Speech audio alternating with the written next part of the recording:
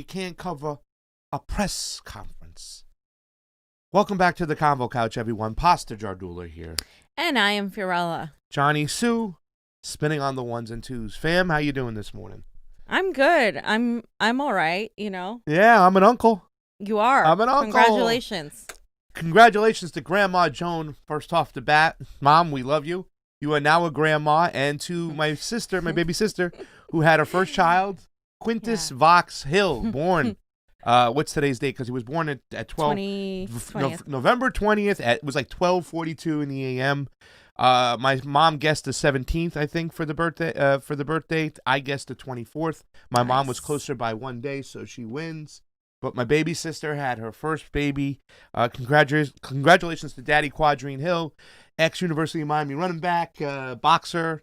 And it's just an awesome day in our family because I am now an uncle officially. Apart from being an Italian grandmother. Yes, I'm an Italian grandma and an Italian uncle. So I have a real thick mustache, as you can see right there. Ladies and gentlemen, we want you to do right off the bat. We want you to like, share, subscribe, all that things. Please get the thumbs up. We are getting throttled so hard. Usually at this time where we have 56, 54 watching, and that's just judging by our last 10 live streams before the last one that we were like, something's going on. I hate to sound like Donald Trump. Something is going on over here. Something is going on. Our subscribers just pretty much came to a halt.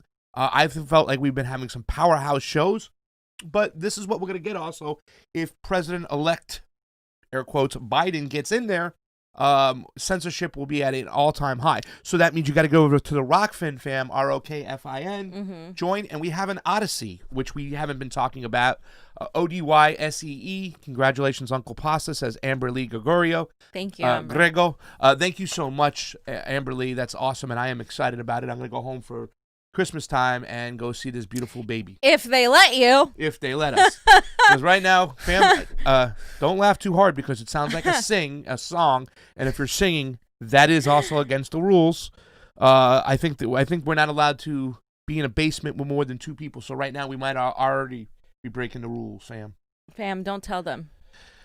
All right, guys. This is out of control right now. Everybody go out and share this. Security state. It's ridiculous. Is what's going on. They're encroaching on our civil liberties. Hey. But they're encroaching on our rights to express ourselves, free speech, journalists, etc.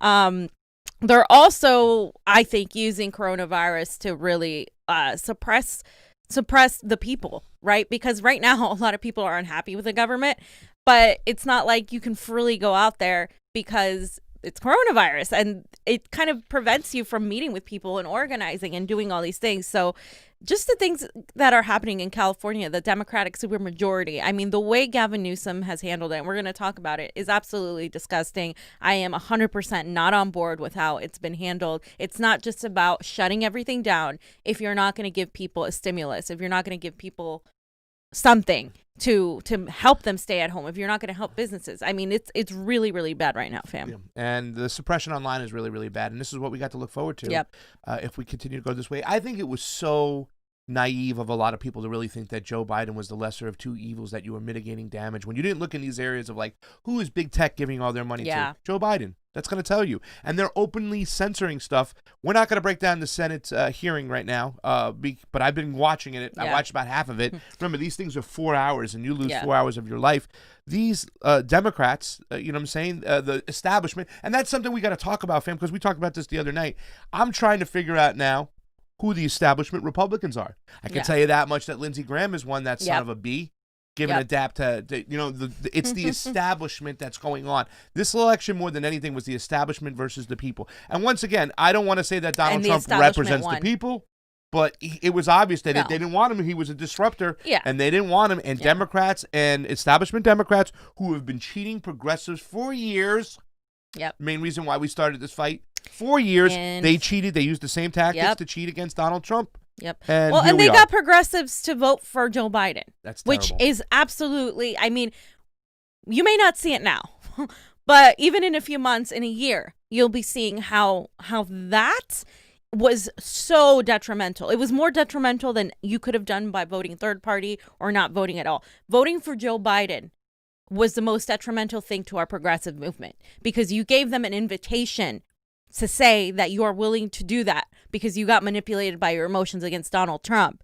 And nobody's even defending Donald Trump here. It is the fact that this is much bigger than the representation of Trump or Biden. This is the people behind them. Yeah. That the intelligence community, the Silicon Valley, those people are the ones that are manipulating this election. And they literally had one cycle and turned progressives into the next batch of neoliberals. And that's what's going on here. And people don't want to hear that, which is why I had that hour-long rant last night where I was just like, I cannot. This is what's happening here right now is cognitive dissonance at a massive national level. We're having mass cognitive dissonance, you guys, and we need to be able to face the fact that there's no democracy in this country. We have very little of it left right now by having this platform, but believe me, we could be shut down like this in 2 seconds. We know so many people who have been, and they have managed to get some people on the left to cheer for that, to cheer for censorship because they don't like Donald Trump. And what my point is, we need to have the idea battle.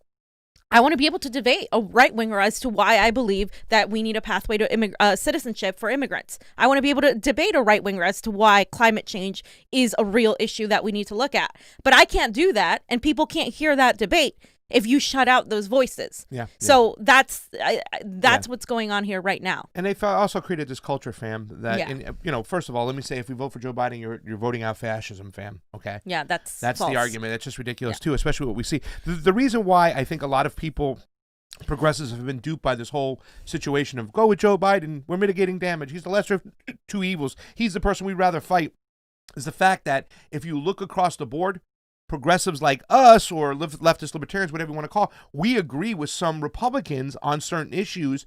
And if you're on the left and you're part of this Biden crew, you can never agree with the right on anything. At anything. If they say something stupid, that means everything they say is stupid, which is not the case.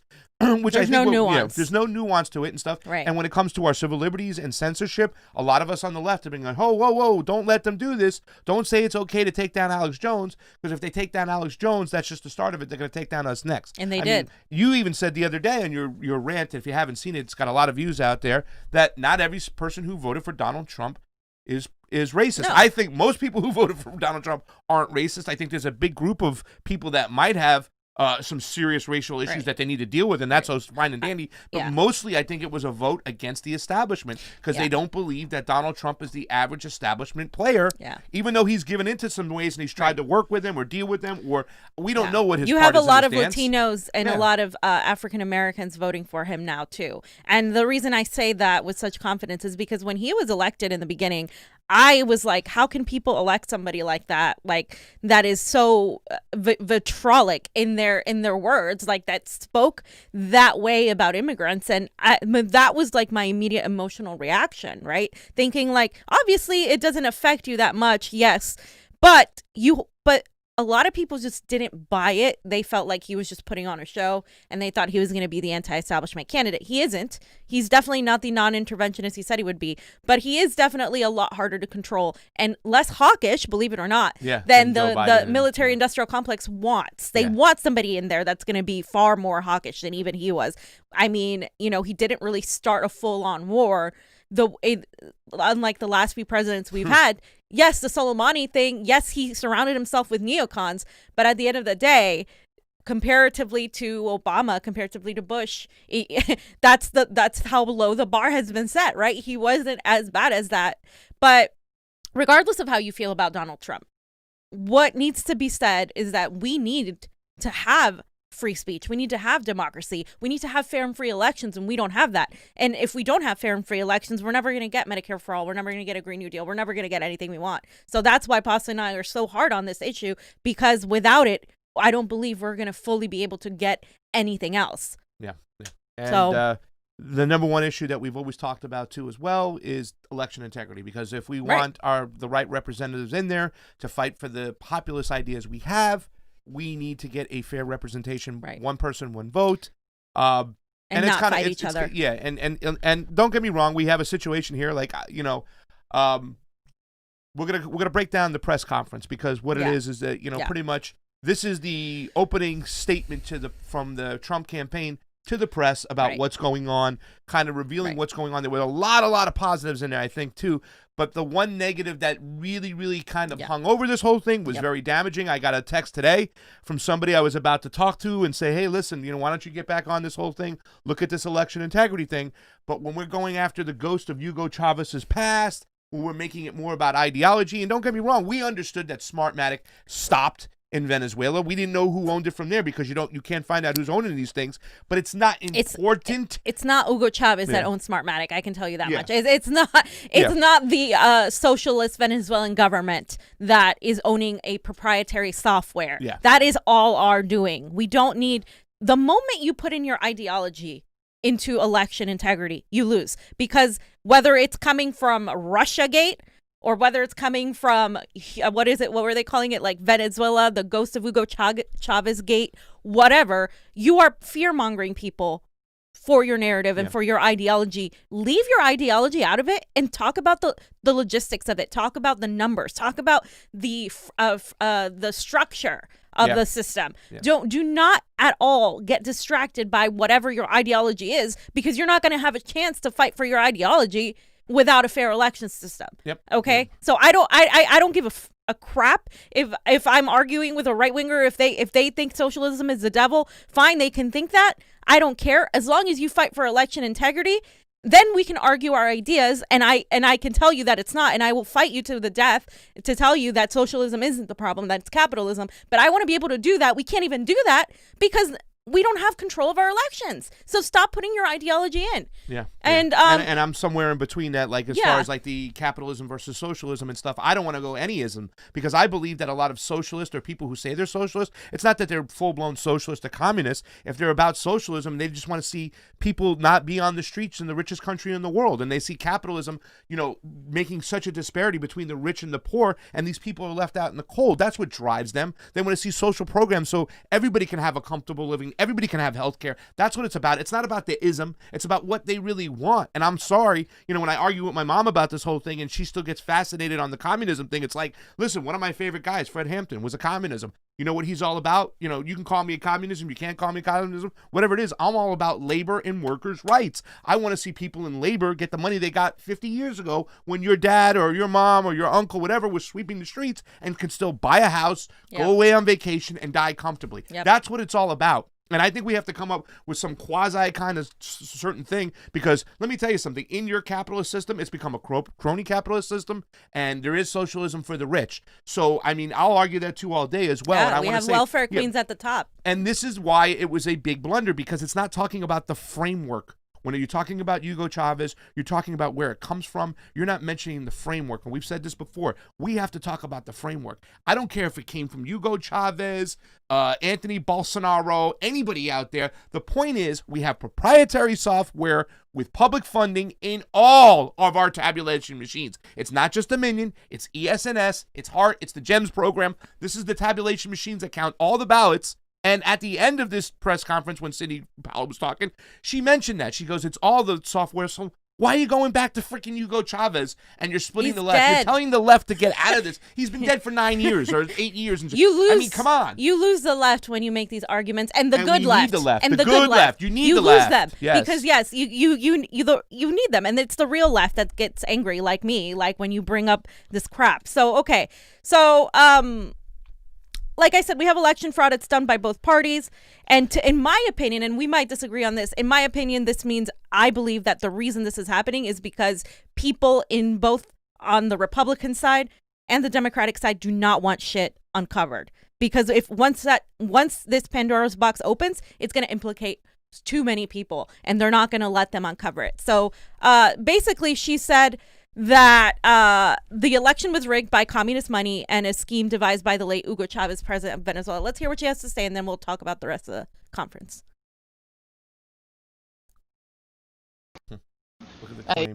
Uncovering more by the day is the massive influence of communist money through Venezuela, Cuba, and likely China in the interference with our elections here in the United States. The Dominion voting systems, the Smartmatic technology software, And the software that goes in other computerized voting systems here as well, not just Dominion, were created in Venezuela at the direction of Hugo Chavez to make sure he never lost an election after one constitutional referendum came out the way he did not want it to come out.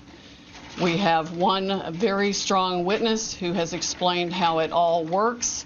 His affidavit is attached to the pleadings of Lynn Wood in the lawsuit he filed in Georgia.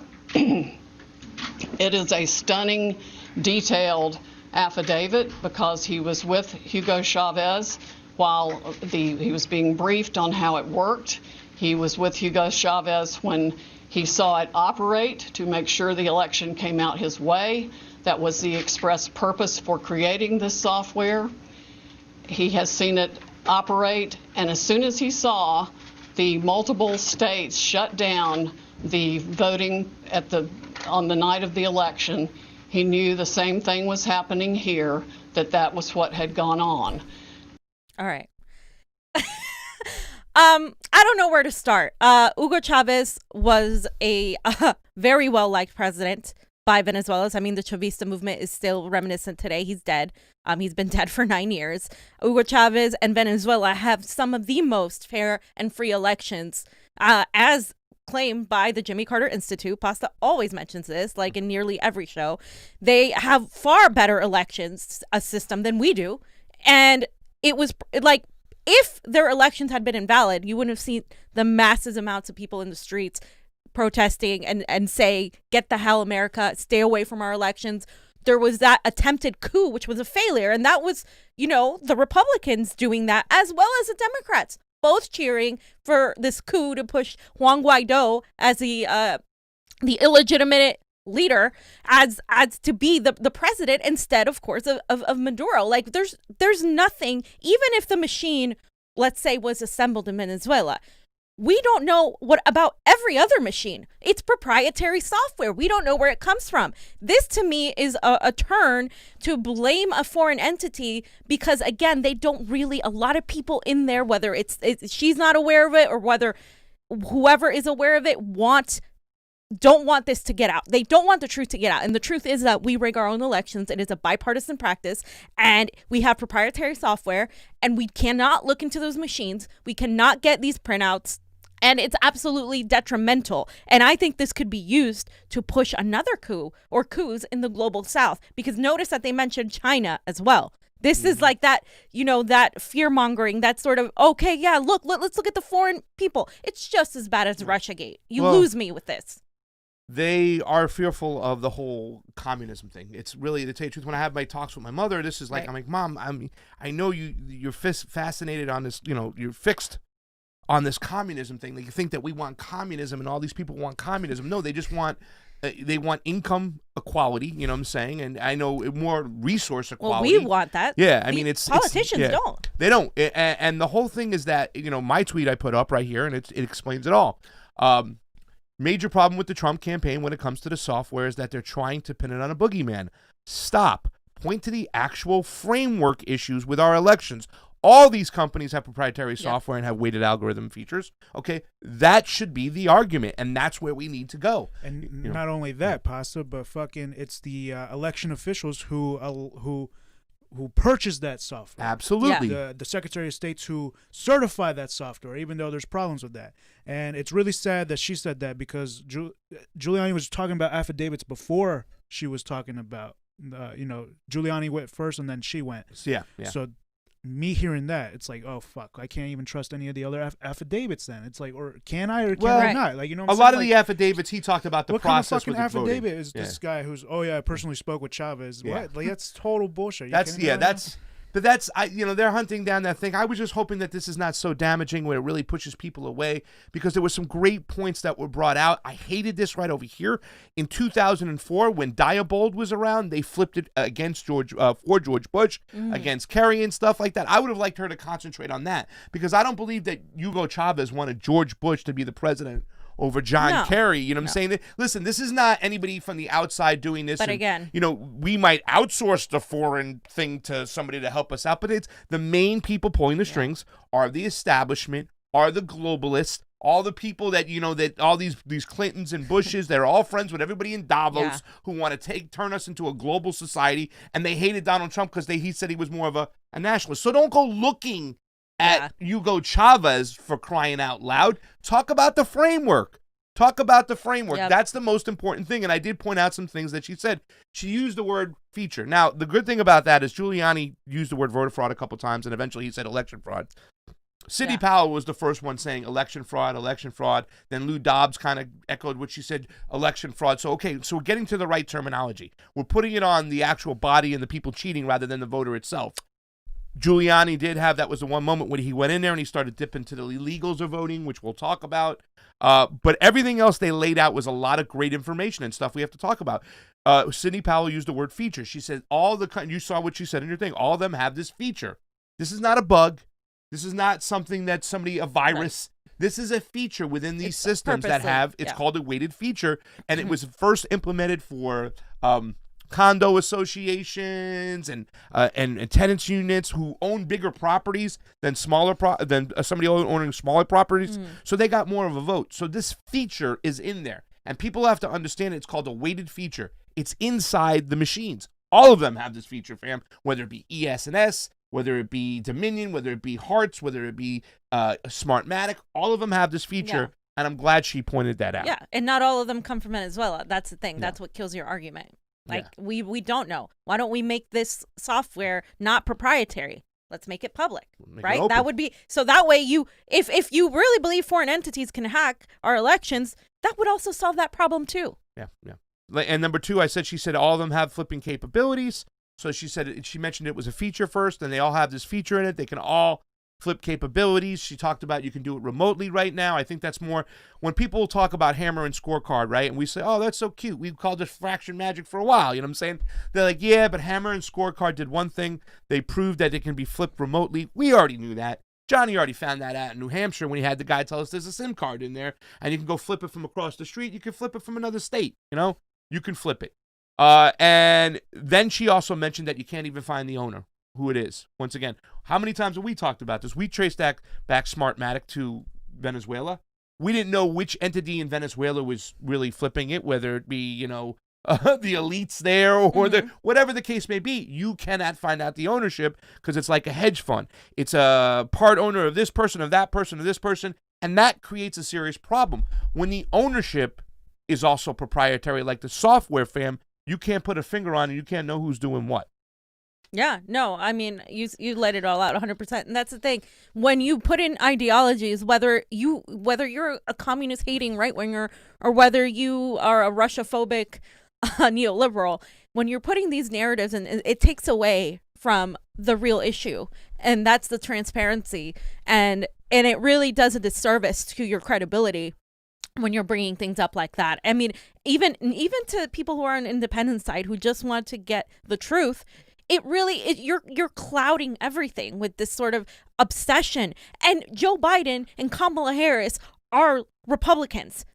They're nowhere near. Like that's what I don't understand. And the only way I can think is that these ideas are pushed on people to divide us, that they're communists, because they're not. They're not communists. And if you think that's communism, no wonder you hate it. Yeah. Because that's not. They're awful people, but they do not represent the left in any way, shape, or form. And so I think these things are pushed to fearmonger people and to completely divide us further. So that the way the right believes that everybody on the left is a communist, and the left believes that everybody is a Nazi on the right. And so then we never get to talk to each other and find out the truth. It's like the gun issue. Like when I talk to a conservative about the gun issue, a lot of them are like not as militant as you would think, and they think, oh, I thought you wanted to ban guns. No, I never said that. Like, that's the thing. Once you talk about these things, it becomes more clear. But if you don't talk to each other and you assume a lot of things, then you're never going to get the issue resolved. Well, fam, Prol Center, thank you for the super chat contribution, has a suggestion. Prol, only authoritarian leftism can defeat fascism, fam. So get that right. That's why Joe Biden. Osla Fave, thank you so much. Fetastic and pasta cooking. Convo Couch, you are the press. Amberly Gregorio, thank you so much. Thank I am you. just wondering how Russiagate propaganda is different from this rhetoric against Venezuela. Absolutely, Exactly. Amberly. This is what we're talking about. It's like, we spent all this time. The Dems and the GOP steal from each other's playbook. LOL. Now, where we differ on this before we go on the press conferences, I don't believe this is to get people off to squash the issues so nobody finds out what's going on. I believe Donald Trump and his clan and these people right here, they believe in this ideology. They are so anti-communism, so anti-socialism, the ghost of Hugo Chavez, Xi Jinping. They're trying to influence shit, which is almost the same mentality that the Democrats were trying to use to say that Putin was Rasputin. It was changing your mind. So it does take away from what's going on. I do believe that. Today I'm going to have a show later on with Dr. Shiva and Tim Canova. We will discuss these things. We will probably disagree big time on that, but we'll get to the bottom of it and we'll talk about this stuff. And I'm sure they're going to bring up the Jimmy Carter Institute, which I also refer to and stuff. Now, I got to go see what the Jimmy Carter Institute was doing too as well, if they were looking into the software things. But a lot of the stuff that Jimmy Carter Institute was talking about, the way poor people in Venezuela would always have two forms of ID, and they were valid. They were legitimately voting. They weren't stuffing stuff in the box. And that was one thing that Jimmy Carter Institute pointed out, the different types of I think it's also checks and balances. compulsory to vote. Like, I think you have to vote in these countries. I know in a lot of countries like Peru, for instance, mandatory. You have to vote or you pay a penalty. Yeah. So, like, in here, in America, it's not, and it shows, obviously. But, there are pros and cons to that as well. Well, the good thing that's coming up right now is there's some people called Phil Evans who really do all these stats, these pattern analysis, whatnot. Statisticians are now part of the game that weren't part of the game before, and now we're seeing a lot of this evidence. And Giuliani talks about that. He also lays out it's just speculation, but once again, in the court of law, a lot of times they use pattern analysis, statisticians. So this is something positive right here, because if you look at this information, it does give you the areas and where to look, the times to look, how to look, and what's going on to find out what's going on if they're flipping votes or dumping. So here's Giuliani really quick talking that statisticians are willing to testify. And Boris Epstein. So I guess the best way to describe this is when we began our representation of the president, we certainly were confronted with a very anomalous set of results. The president way ahead on election night, 700,000 or 800,000 in Pennsylvania. Somehow he lost Pennsylvania. We have statisticians willing to testify that that's almost statistically impossible to have happened in the period of time that it happened. But of course, that's just speculation. As we started investigating. All right. So, fam, your guys' thoughts on this? I mean, because Johnny, you're an engineer, so you understand. Johnny Engineer. You probably understand what they're doing more than me. I had to watch Dr. Shiva's video twice because it was just so head spinning. And I wasn't bad in math, but I didn't get an A on my statistics like somebody I know. What do you guys think about this, and what do you think about how it's going to do in the court? I mean, like he said, it's speculation. I mean, he's right. The numbers, that's the thing. Numbers don't lie. Like, it is absolutely a statistical almost impossibility for Joe Biden to have gotten that many more votes when Donald Trump was so far ahead. I mean, this has never happened before. And they're using the excuse of, well, it's COVID and we had a lot of mail-in ballots. And it's just not adding up. Even with that excuse, like, the probability of this would be you rolling heads every single time and never once getting tails. I mean, this is just based on logic, on numbers, etc. The problem is it doesn't prove anything, and it doesn't prove anything because we don't have the ability to look into these machines and the software. So it's a catch-22. Johnny, next one. Right. He lays out the scenario. Watch this. In Pennsylvania, the margin of victory now for Biden, which is not a victory, it's a fraud, is 69,140 votes.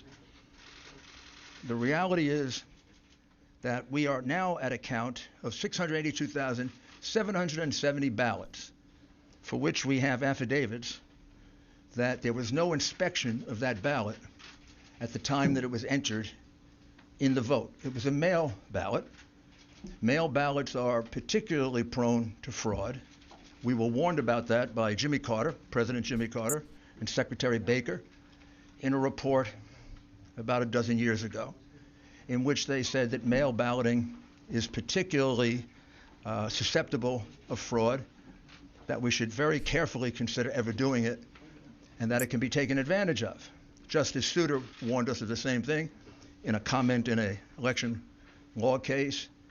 And even the New York Times wrote articles about how dangerous mail-in voting was.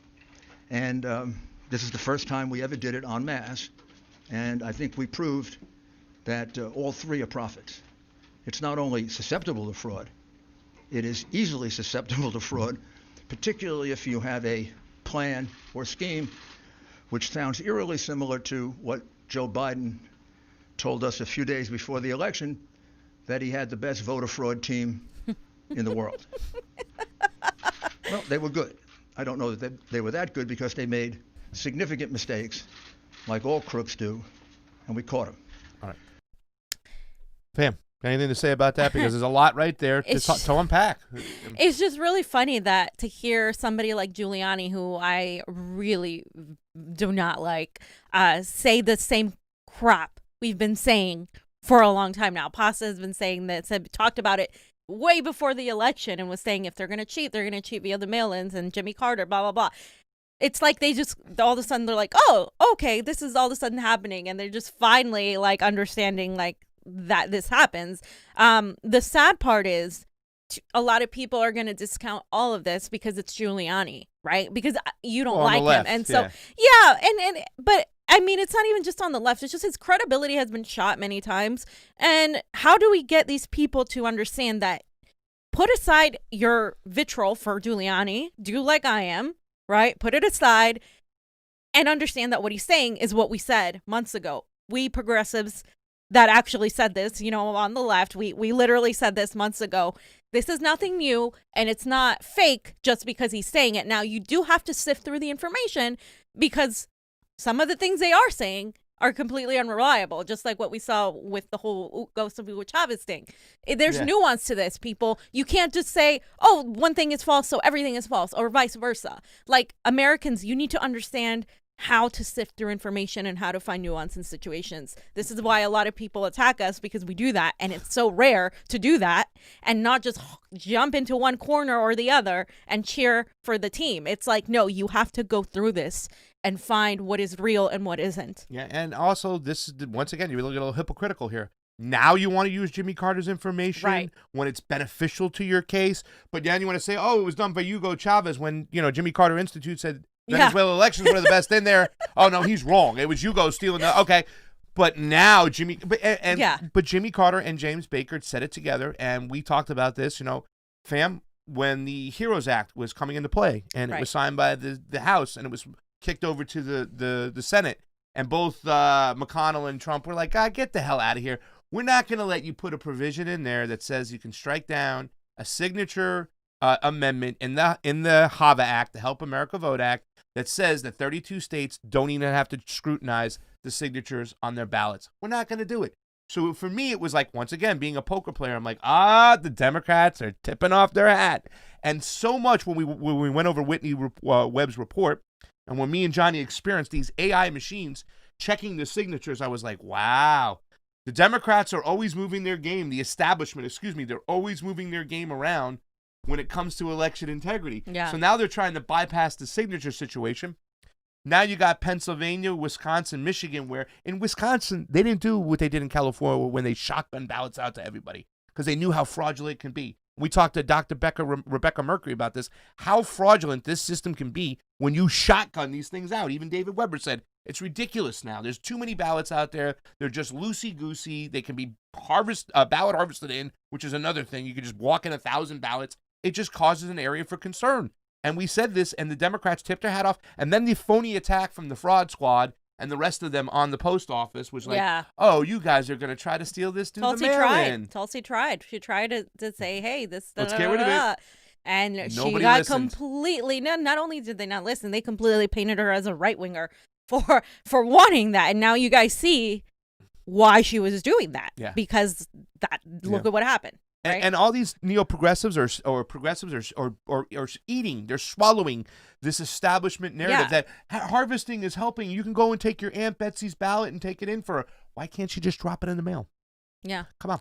I mean, ballot harvesting is bad. And we said it's bad because we don't have fair and free elections. If we had a secure system, maybe years in the making that we could oversee that, a tracking number, something, it wouldn't be as bad. But that's the thing. We don't even have that. Yeah. So you're like overcomplicating something that's already not secure. And when they were doing it for the Bernie Sanders campaign, we were like, why don't you guys, instead of ballot harvesting, why don't you guys set up exit polls yourself? Do your own exit polls. You have enough people out here. Send them out, 2 people out in front of every single. Well, a lot of people were uncomfortable with that too. I remember a lot of burners were uncomfortable with the ballot harvesting too, because that was used against progressives by the establishment before on progressive candidates. Yeah. So and they take these talking points from the establishment and they regurgitate it. It's kind of disgusting. Ballot harvesting is bad.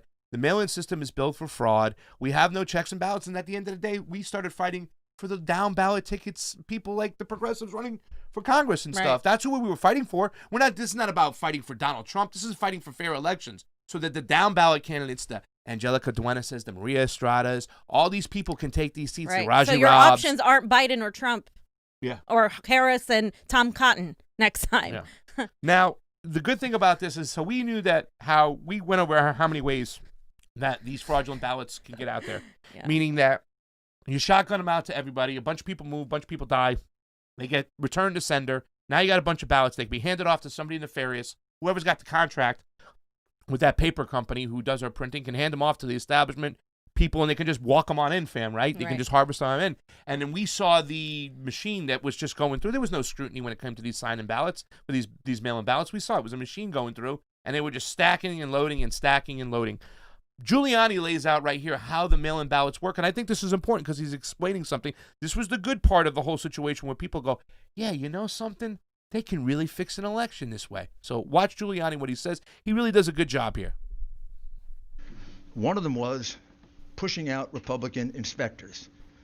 Every state, almost every civilized country, even Tanzania and places you wouldn't think of, have rules about inspectors, particularly for mail-in ballots. And why particularly for mail-in ballots? Because they can more easily be defrauded, and you can't check on it. People who have never done a mail-in ballot, I'm going to show you why it's so easy. Well, you fill out an envelope like this.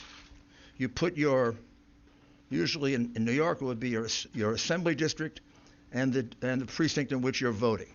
You fill out your name and your address, and you sign it. You then use an inner envelope, and you put the ballot inside the inner envelope. You seal it all, and you send it in.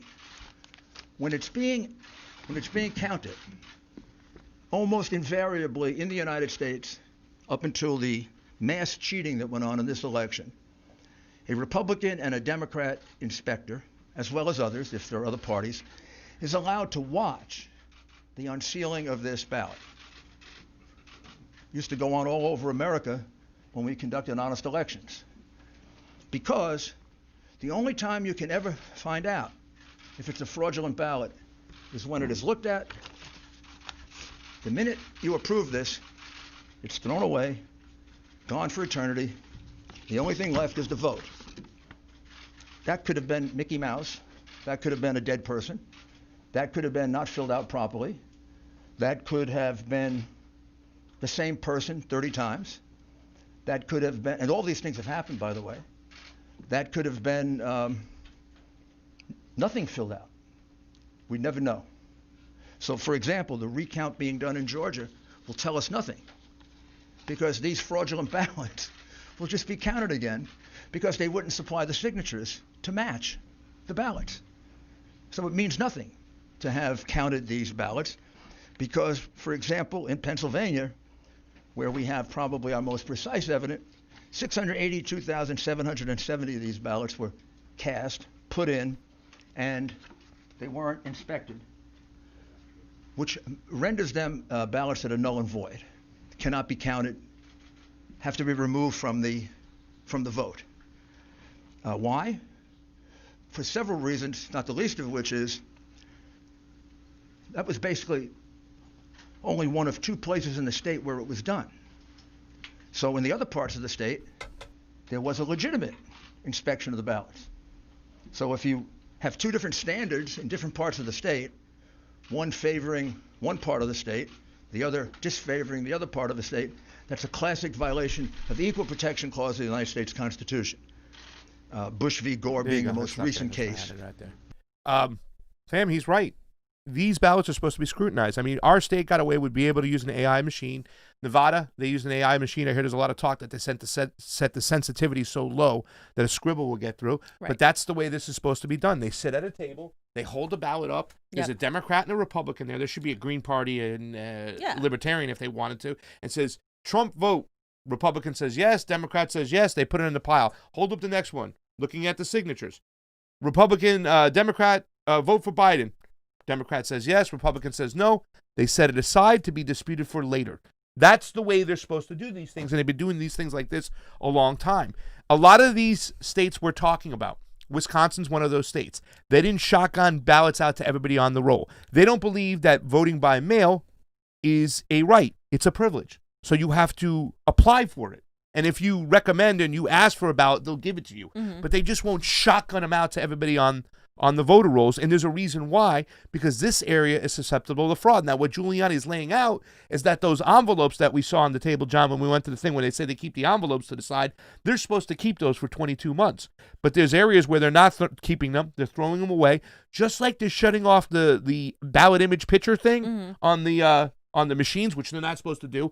Any record's supposed to be kept for 22 months, but that's what's happening in Georgia. They don't have the signatures. Right. They just have a bunch of ballots in there, and they're shuffling through. So they're just, the recount in Georgia, he's right, is not going to show anything because you're just recounting a ballot that may not be a valid one, and you're recounting it, so it's going to give you the same number, but you're not going after the fact that the whole ballot might be invalid. I'm going to forego Giuliani's comment on Tanzania for the sake of what we're talking about here.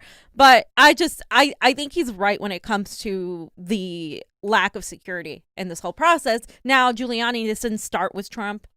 This has been going on for a very long time. It is unprecedented now because of COVID, and this is what's been going on. Yeah. Now, this is why we had this whole new it's COVID, so now everybody's going to vote by mail. Yeah. This is why it was ripe for that moment, and why you're seeing these numbers, because that's the only way this could have happened. Yeah. The first election integrity person to sit me down and talk to me years ago, not the first, but one of the first from a different clan, and we sat down. And that person said to me, goes, Pasta, first thing I'm going to teach you, they're going to cheat in 5-6 different ways. Election integrity activists going to catch up to 3 of them, but the other 3 are going to get through. So not only did they use the old flipperoo from the machine and the algorithms with his weighted features in them, but they also had a lot of, they used the cover of COVID to get a lot of ballots in there, a lot of paper in there to back up their ways. And like we said, this was easy for us to catch just watching this live. Yeah. It was, our last interview with Jimmy Dore that night, we were saying, hey, that's it. Trump is about to win. Like, let's, the Democrats, how bad are they? But Joe Biden's speech was like, oh, we're going to win this. We're going to win that. He did use that term, voter fraud.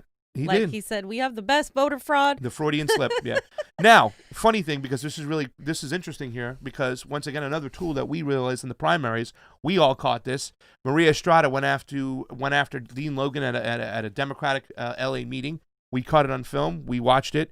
And Maria Estrada was pointing out the fact that you move a lot of people, especially a lot of people of color, a lot of Latino people, into provisional ballots, and then you have an excessive amount of provisional ballots that you won't eventually count. Yep. We know this because we went up to the room and we saw how many provisional ballots there were. Bernie, we saw the name. 2016, 2020. The Latino vote in LA was going for Bernie Sanders. That's the working vote right there. They love Bernie because of the labor. Well, we saw them push a lot of people into provisional ballots. Well, guess what, fam? They used the same tactic on older white people in Michigan and in Pennsylvania to push them into provisionals. Really? And they were like, what do you mean? It's like, hello, when we were screaming this before, they're going to use it. The Democrats listen, the Democrats are sloppy, and we know their tactics. They think they're above. They think the ends justify the means, and they cheat all the time. They cheat in their ADEM elections. They cheat in their every single election. We've been in a room with saying, oh, my God, this is awful. My name is David Atkins. There were institutional players. There was major malfeasance. But the math wouldn't matter, so we're going to let the cheating stand. This is their behavior. Literally what they said. Yeah. We saw the provisional. So here comes Giuliani explaining provisional ballots. So maybe when the left is crying to saying, hey, they're putting, Latino people here, people of color, into provisional ballots, Bernie hipster votes into provisional ballots, Now you're listening. We were screaming this for how long about the provisional ballots? Johnny, go ahead. Thousands. We have, to give you another example, we have 17,000 provisional ballots cast in Pittsburgh. Do you know what a provisional ballot is? Provisional ballot usually happens this way, and about 15 of the 17,000 happen this way. You walk in and you say, I'm here to vote today. Oh, Mr. Giuliani, you already voted. I did? I don't remember voting. Oh, yes, you cast an absentee ballot. No, I didn't. Yes, you did. No, I didn't. Yes, you did. So why does that happen 17,000 times in Pittsburgh? People walked in thinking actually 15,000 to be precise. Why did it happen 15,000 times that people in Pittsburgh walked in to vote and they had already voted according to the Democrat election machine? Did they forget? That many people with bad memories in Pittsburgh? Or is the following correct? That as witnesses will testify, they were instructed by the Democrat bosses when they had a ballot in which there was no one registered, just assign it to somebody. Just assign it to Rudy Giuliani. So when maybe Rudy Giuliani won't show up to vote. And if he does show up to vote, we'll give him a provisional ballot. That is what we call circumstantial evidence of the fraud. The direct evidence of the fraud are the people who will testify that, in fact, that's what happened to them. As well as... There's some laughs over here because we know what happened in 2016, right? In 2016, Maria Estrada's district, she couldn't understand how many people were moved into provisional ballots. Well, at that time, they were like, oh, you requested a mail-in ballot. No, I didn't. Well, you could fill out this provisional, and you know what the poll workers say? Don't worry about it, Fiorella. It's the same. They're going to count it, right? Yeah. We see this. And in 2016, I think they said in one part of her district, 60% of the people were moved into a provisional ballot. Yep. And that was their whole argument with going with this new system with Dean Logan. Well, now we can just clear that up on the spot. But now they went to you're not on the voter roll in time. We got to give you a provisional ballot. Oh, the machines aren't working. Let's give you a provisional ballot. Yeah. And in the areas like ballot, conditional was the other one now for the Gen Zers, now the new people, right? Okay, but that was the tactic used. Yeah. And isn't it funny how Giuliani goes, you know what a provisional ballot is? Like, this is new to them. Hello, everybody. We've known this for a while. The Convo Couch. Hello. I mean, we've witnessed, too, even this past primary, how they were giving provisional ballots to all the Latino people and they were getting told, hey, this is the same, it'll count. That was the Democrats doing that. That was, I mean, and the poll workers thought they were doing the right thing because they were told that it's the same. It'll count the same. It won't count the same. It'll end up in a room with hundreds of thousands of pink ballots that are never counted. And that's the thing. It's just hilarious to me that they're freaking realizing this right now. We've been screaming about this, and to Trump's credit, he did say that Bernie got cheated by Hillary Clinton, and he did say that the Democrats cheated Bernie again. He did say that, to his credit. I will give him that. But you know what, fam? It's like, once again, Grandma Joan, all your Trump friends in Pittsburgh, they did to them what they did to the Latinos, and you guys were silent about this. This is what we're talking about over here. They did the same exact thing right back at you. And we were warning people about this how long ago, Fiorella? Forever. And I just got to point out the hypocrisy on the left, by progressives, right? How are you going to say in the same breath that Bernie Sanders got cheated via provisional ballots, via all this stuff, and that you're seeing the same thing statistically, the same thing be done to Donald Trump, and you're going to say that it was fraud in this case, but it wasn't fraud in this case? What's the difference here? That you have a very likable Bernie and that you have a very unlikable Trump, and you're letting your emotions cloud you.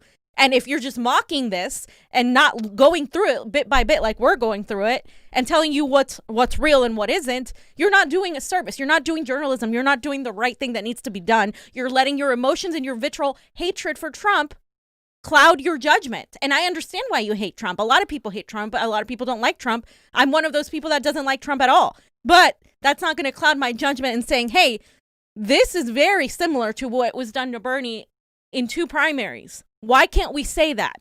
Why does that make me a right-winger? Why does that make me somebody that's not as leftist, even though I am, And it's kind of ridiculous to me that this is what, unfortunately, a lot of our friends have fallen into. Well, let's just not even look at that because Giuliani may be all the horrible things that he may be. But he is literally repeating what we've been saying forever. So if you're going to dismiss what he said, then you have to dismiss what we've been saying forever, and you have to dismiss that Bernie was cheated twice, and you have to dismiss that progressives were constantly cheated everywhere, specifically in California by the Democratic establishment, and you have to dismiss all of that in order to go with the narrative that Donald Trump is lying. Yeah. And it's that simple. Yeah, ma'am. No doubt. Otis B, thank you for the super chat contribution. Pasta, you know more about election fraud than I. Do you think open source can be the answer? I used to wear the mask. They advocated for it, but it's difficult for me to trust machines. Well, here's the thing, ladies and gentlemen. That's, there's an argument that we just do hand counting right out the gate. Now, I'm one of those people. The main thing for me is where it's casted, it's got to be counted, and I want an open source machine that people can look at, the digital images, go online, and then a hand count audit right out after it. Yeah. Systemically, we have to fix the whole thing across the board. There is an argument for eliminating just open source, but I can tell you this much. 10 times out of 9 and twice on Sunday, I would rather have open source than a proprietary software, which now these latte liberals and these people on The View are saying, well, we can't have open source because it's too easy for it to be hacked that way and people to go in. We have to have the proprietary software because Big Brother Dominion and Big Brother ES&S are watching out for our security. That's the kind of crap they're saying. No, that is hogwash. Christ. That is bullshit. I think open source is open source prevents hacking. Yes. All kinds of hacking, whether you believe in a foreign entity hacking you, whether you blah, well, blah, now blah, everybody can see it. Now you're going to have people go, and if you want to add a little blockchain to it, now you're going to have prints all over it, stamps all over it when people are coming in, and you can have evidence. But once again, I want it where it's casted, it's counted. I want a hand counted, 100%. Transparency across the board, on video, on camera, hand count right after it. Right after it has to be public. Right there. Everybody can see it. Everybody can watch it. They let a certain amount of people in to watch this process, just like they should have for the hand counted ballots, and that's what they did.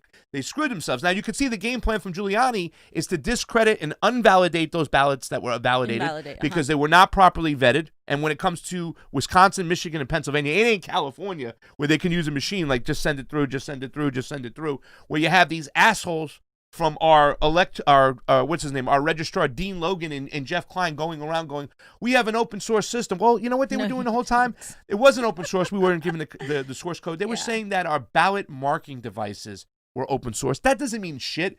Our tabulation machines in Los Angeles are smartmatic machines that have proprietary software we're not allowed to look into. They weasel their way around these things. They've been telling us it's open source since 2018 when it's not. And it's bullshit. Yeah. And you get that common Jeff Klein answer. I'm going to have to get back to you later on that. Here's my card. We'll talk later. I have to get back to you on that. I have to get back to you on this. They lied. Johnny, let's get to my cousin Vinny. Oh, God. This was... and not allowed to inspect the ballots. They weren't just not allowed to do it. They were pushed. A few cases they were assaulted.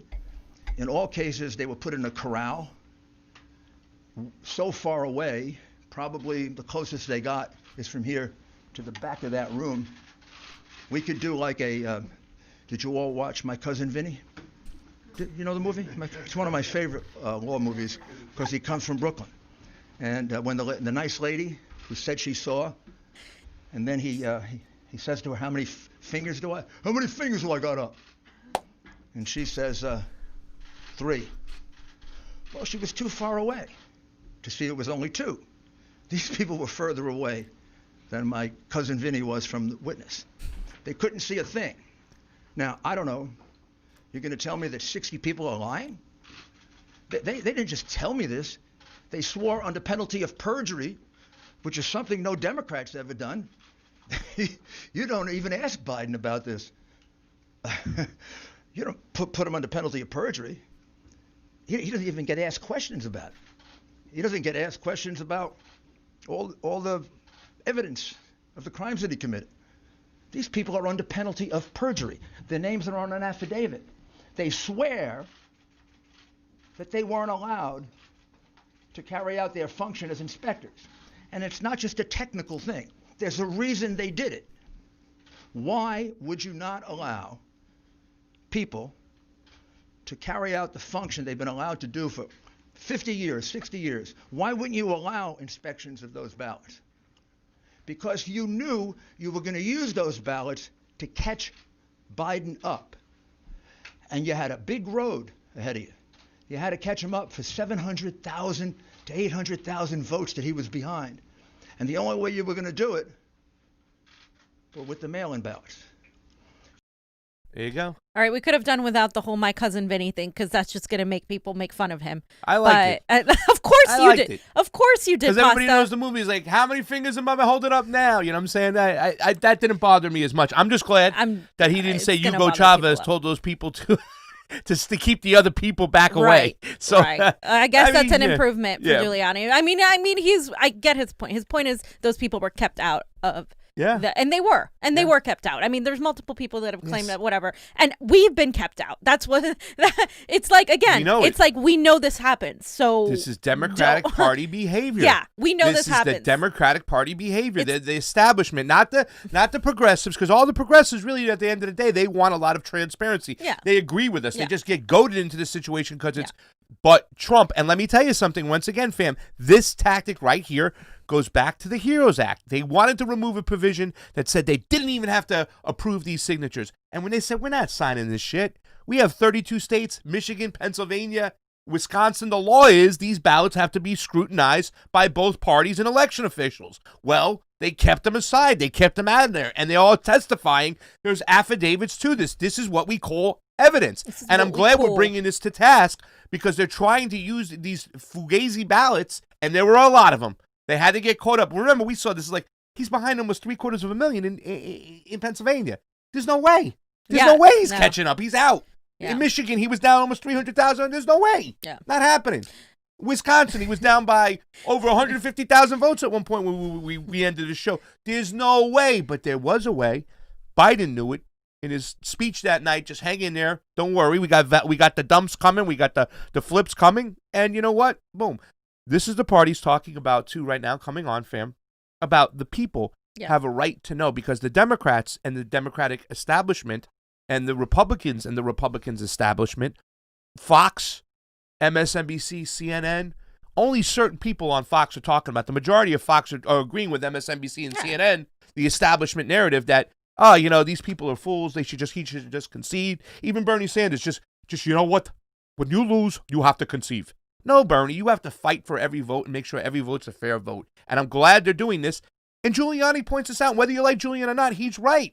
We should have a serious conversation about what's going on, right? You know what I'm saying? Not just, you're stupid, they're conspiracy theories, flush it off. There is no real evidence. It's just really sad, you guys, because it could have been Bernie's people doing this instead of Giuliani. It should have been Bernie's people right? doing Instead this. of Trump. You might say, why are you letting Giuliani talk? And it's like, because it should have been the progressives doing this. Yes. Why did it have to be the right-wingers doing this? I'm mad about that because I wanted the narrative to be outside of an ideology. I wanted the narrative to be fair, period. But sometimes you can't get outside of your ideology. And unfortunately, the only person that's talking about this, the only people talking about this, majorly are on the right. On the left, all people are doing is making fun of it and calling it conspiracy theory. Yeah. But we're one of the only people on the left, the only channels on the left that is actually even talking about this. And like we've said before, we're getting a lot of heat for even considering and listening and deciphering the information that is being said. Yeah. And look, we talk about this every single video we get now. We get the little tag down below from YouTube. It's been called, whatnot. I mean, it's a form of censorship. We're fighting against it. But we said this in 2016 when the Democratic Party said in a federal courtroom in Florida that they had the right to cheat, to go in the back room. We should have planted our flag and said no more. You don't have the right to lie to people. Your charter says you're going to run a democratic process, and you're not doing that. We should have planted our flag right then and there. They said it to you. I don't understand why you think that they're not cheating when they literally said they could. Yeah. People have the right to know.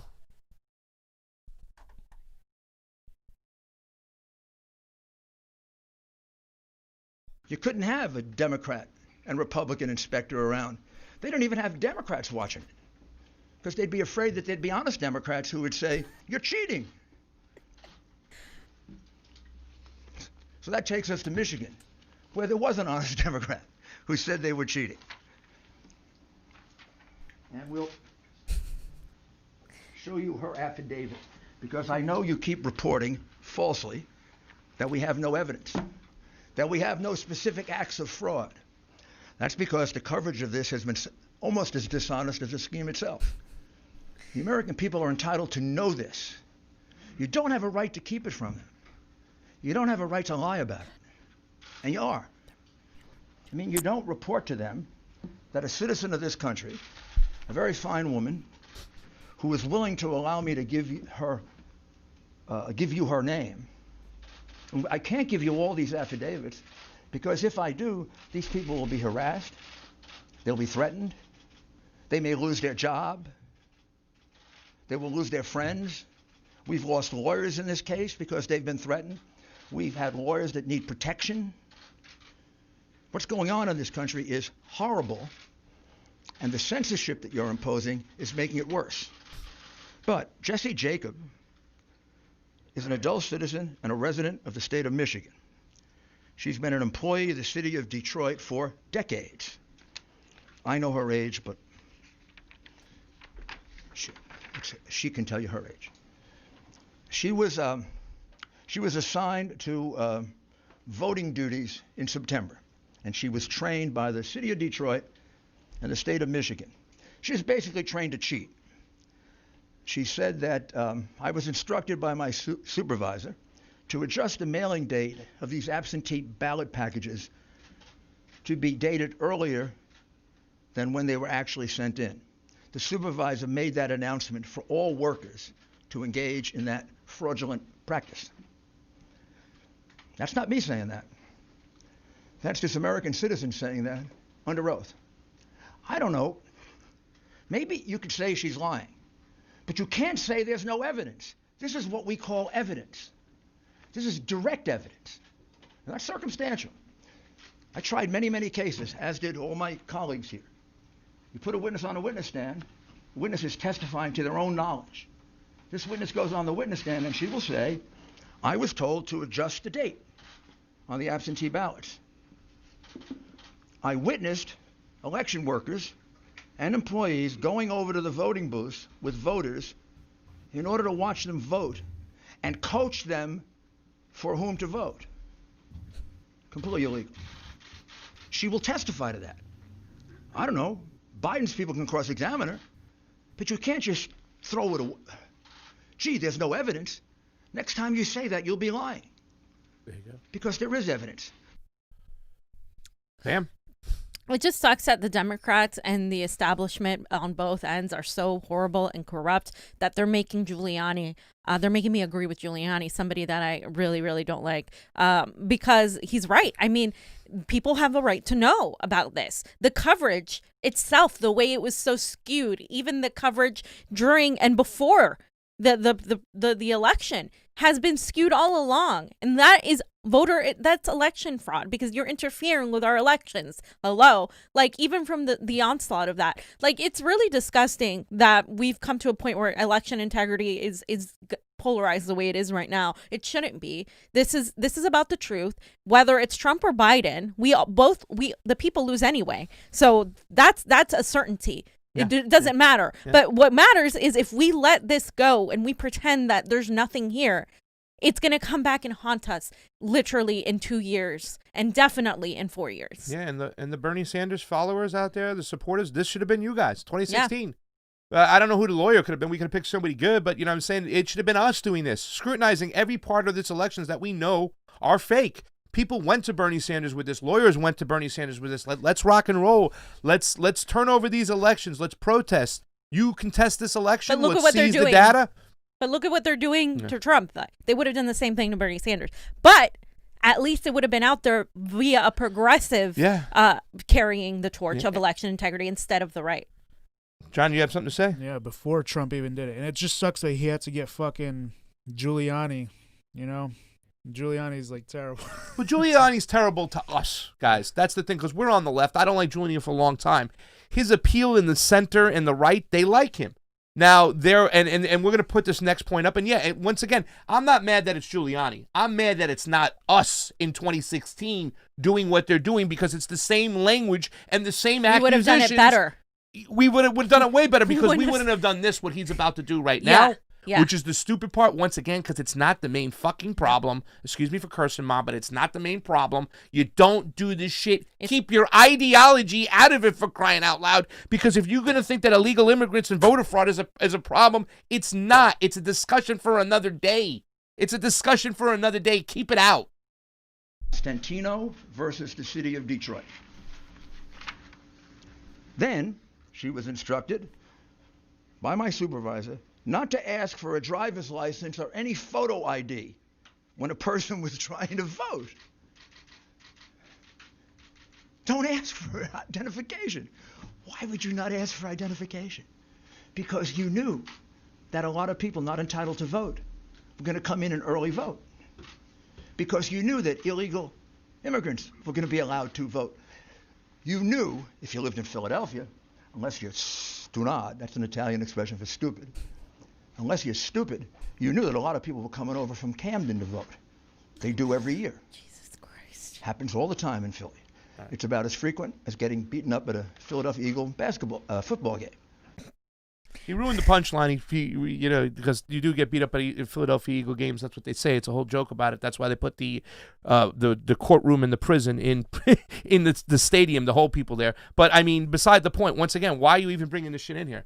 This is the dog whistle right now. Yeah, this is the dog whistling to the right. If immigrants fucking affected this, I'm sorry for cursing. If you think immigrants affected this election and had a real big part to play, Giuliani, you're fishing in the wrong dock. You want to have another conversation about this? Republicans, about who can vote and who can't vote? Fine. But it didn't affect this election. It wasn't the friggin' illegal immigrants or the undocumented workers, is what you should say, voting that swung the election. It was the vote flipping and the fugazi ballots. But this is once again, Pasta. Focus. This is where he loses credit. Somebody like him, because on the left, you're pointing. It's not just on the left. You lose credit even to independent people, because you're making this situation about the dog whistling to the illegal immigrants, to the foreigners, and going into our elections. That is fear mongering. You're fear mongering just like the neoliberals fear monger for their own stupidity and their own neo-McCarthyite smears. You're fear mongering in this way too, because at the end of the day, now this issue is becoming politicized. Now people like progressives are going to be like, well, see, he's talking about blah blah blah blah blah blah, and we're not going to get these people on our side because you're losing with that argument. And the reality is, I am not for strong ID laws, but at the same time, we don't have a secure voting system, like at all. We don't have a secure voting system. So we need to not punish the voter. We need to fix the fucking system. If you don't want people who shouldn't be voting to vote, let's make our elections free and transparent and clear, and make sure we don't have to worry about it. Yeah. That would be the solution. But guess what, guys? I don't believe either the establishment on either end really wants a solution, because the more they talk about immigrants and shit, and the more these people talk about Russian interference and blah blah blah, and make vote by mail and ballot harvesting is a good thing, nothing gets resolved, because that plays to their own narrative. We get the other side to discredit the other side constantly, and the issue remains unresolved. And that's what irritates me when somebody like Giuliani makes these stupid ass points like that. It's like you lose so many people and you lose credibility. Let's focus on the machines, on the structure. Let's focus on the situation at hand. Get rid of your ideological comments, and we can talk about that at another time. Did you want to say anything, Johnny? This has got to be pushed over. Everything Revolution, they give it a super chat contribution. The reason for Republican strong voices are to keep the fascist heartbeat going strong, misleading the working class who thinks, with these guys, they have a voice. They are the man behind the curtain. Yeah, you have to hate immigrants, because a lot of the white working class voted for Donald Trump. Yeah. So I mean, you got to get them to hate the immigrants and the foreigners so they don't look up either. It's both parties doing this, because they're one big aisle. Yeah. One big aisle. Amber Lee Gregorio says we could have the most transparent elections in the world. You better believe it, sister. We can. We can afford it all day long. Yep. This is another public service starved by the neoliberal government. You better believe it. And that's the whole thing. Because when you are voting Biden, you're continuing this of cheating. You're saying it's okay. You're giving them a permission slip to continue to cheat. That's the establishment. Once again, the kind of rogue voices on the left. Tulsi was one of them. She's leaving. It sucks. They have some rogue voices on the right, but the establishment, left and right, working together, to secure the elections. Hey, listen, the Republicans, they screwed out Dr. Shiva in Massachusetts. They didn't want like a populist Republican mindset coming in. He was a Trump guy. So the establishment, the Republican establishment, put this donkey who never came out of his house up, wasn't around, and all of a sudden this guy, when they had the machine counting, right, that's where the establishment Republican won. In all the hand counting areas, that's where Shiva won by a big amount. So it is not a Republican-Democrat thing. It's an establishment thing. And the argument is whether you believe Donald Trump is anti-establishment or he's working with the establishment a little bit. Once again, I believe that Giuliani and this crew, they're trying to fight for Donald Trump. They're trying to fight against the establishment who's pushing back against them. The rhetoric doesn't help, but I believe they just can't get out of the way of their own ideology, fam. They can't get out of the way of this communism, socialism argument. They can't get out of the way that immigrants are coming in here and ruining our elections. They can't get out of their own goddamn way. I just don't believe Giuliani is anti-establishment in any way, shape, or form. I think he's part of the establishment, and I think Trump is he's an outsider right now, but he's still at the end of the day a billionaire. He's still part of that class. I mean, I think the only people that actually want true transparency are the voters. And I think these people, they could change their minds like this. You can't really rely on them. This is why we have to continue talking about this and not putting our hopes on any politician saving us, whether it's a Bernie Sanders or a Donald Trump. We can't continue to do that. And that's the area where we disagree, right? So, I mean, no big deal. We don't agree on everything, but that's no matter what. It's the language we're talking about. It's the systems we're talking about. That is the important thing. No matter what, we at least got that going on with Donald Trump, the fact that he's blowing this up. And now we're talking about things that these Republicans haven't been talking about ever. Now they're starting to talk about these things, which is good. The left needs to get more involved with this and understand what's going on, because if we allow this just to happen in the still of the night, we're never going to win an election down the road, and we're going to be controlled by the establishment. How often do you have to be duped back into the Democratic Party that is run by these establishment figures? Hey, your girl Nance is going to be the Speaker of the House again. I mean, come on. What are you guys doing over here, ladies and gentlemen? They don't have fair elections. They cheat down ballot candidates. In California, it's just disgusting. You know what I'm saying? I believe they inflated the number like nuts in California, but they did it to protect those down ballot establishment candidates. Those Brad Shermans, those Tony Cardenases, those Anthony Rendons. Those are the guys they're going to cheat for. So they do it while they cheat for Biden. They cheat for them too. So you're getting screwed. Does that help out? No. We have to have free and fair, transparent elections across the board. Fam, goons. You're a goon.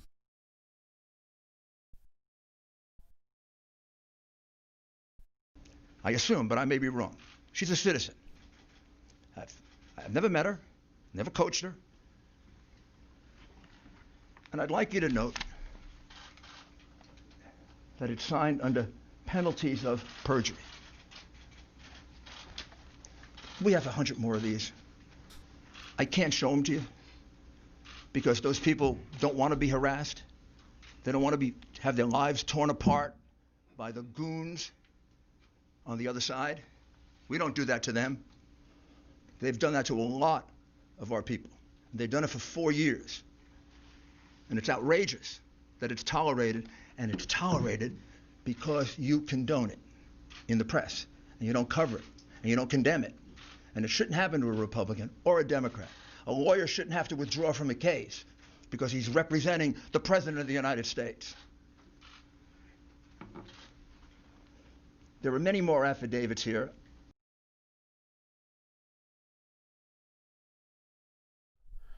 So I think it's, let's get into what Rudy gives us testimony real quick. Mm-hmm. We'll run this one last clip from Rudy, and we'll look at your tweets right after, because that was all about Pennsylvania. And Johnny, I think he pointed out, I got hundreds of these. So there's affidavit signs, there's witnesses, there's things going on. So there is evidence that these things should go to a courtroom. And hey, if we go to a court and we argue these things and they argue against it, at least we're bringing it to the surface, because right now, all the activists out here that are in the streets of LA, you better become election integrity activists, because they're going to screw your candidate, and all that hard work you're doing in the streets, you're supporting the guys who are working against the work you're doing. So pathological hatred that you have for the president. What they swear to is that at 4:30 in the morning, a truck pulled up to the Detroit center where they were counting ballots. The people thought it was food, so they all ran to the truck. It wasn't food. It was thousands and thousands of ballots. And the ballots were in garbage cans, they were in paper bags, they were in cardboard boxes, and they were taken into the center. They were put on a number of tables. At that time, they thought all the Republican inspectors had left, all but 2 had, and an employee of Dominion, who we will address a little bit later, Dominion. And here's what they jointly swear to, that every ballot that they could see, everything they could hear, these were ballots for Biden.